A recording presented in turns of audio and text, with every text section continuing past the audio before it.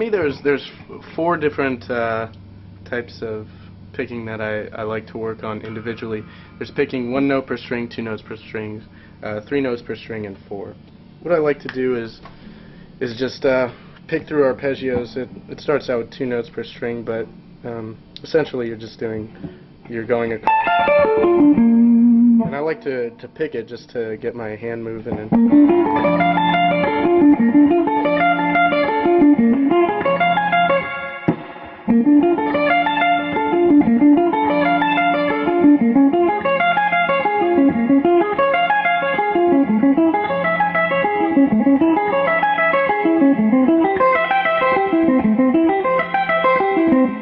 That's what I do for 1 note per string, sort of just to work that out.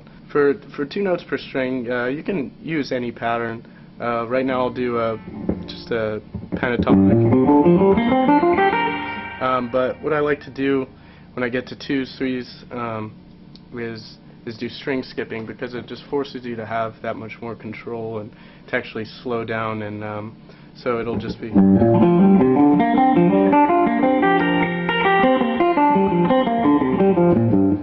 And one of the key things is starting with a downstroke, and then once you exercise it a few times to a metronome, which we'll talk about in a second, I like to start with an upstroke, because it's a bit awkward at times, but it's good for when you're alternate picking through a line, because you never know when you're going to need to start with an upstroke. So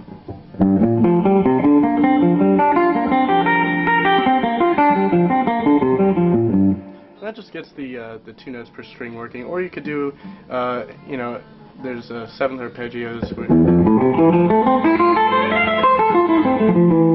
You could do that, and that doesn't work as much string skipping, but it gets the 2 notes per string. Or you can just run through pentatonic in some sort of sequence.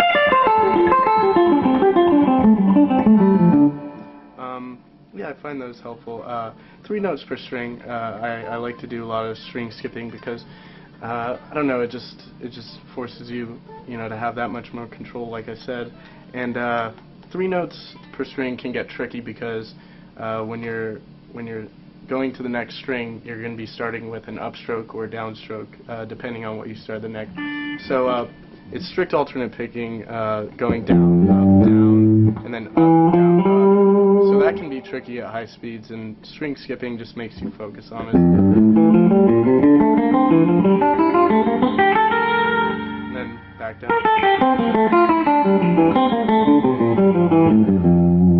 You could just move that up diatonically.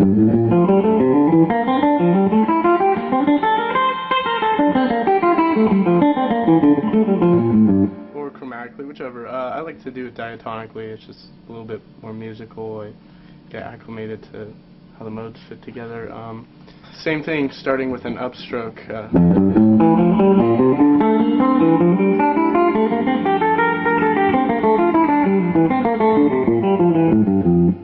Right there, it's actually very helpful to start with an upstroke, because it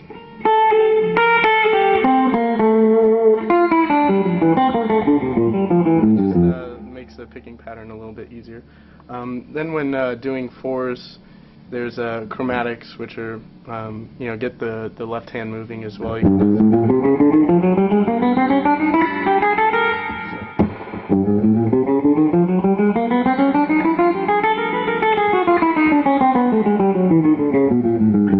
Simple pattern.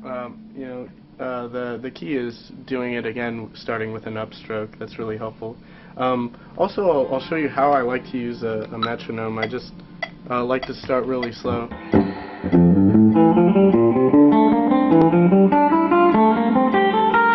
And then what I'll do is I'll bump it up. Say I want to bump it up 4 beats per minute.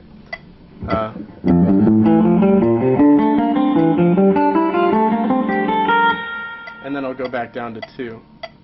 And so I'll just play it at 102.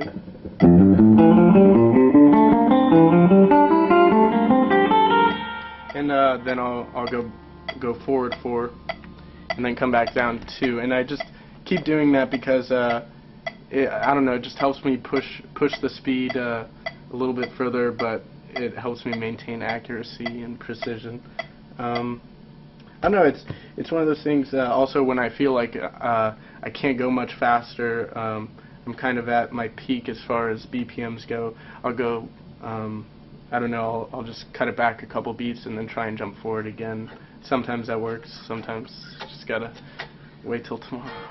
The metronome really helps you track your progress so that you can see where you're at one day, and then the next day, for some odd reason, it might feel slower and you're just playing it really cleanly. And I don't know, it's a good way to let you know where you're at, and it's very encouraging, kind of lets you know that you are getting better and you're getting cleaner if you're paying attention to that sort of thing. No, it's really helpful. I think that's, as far as technique goes, it's the #1 tool besides your hands and your guitar. So the #3 tool, I guess.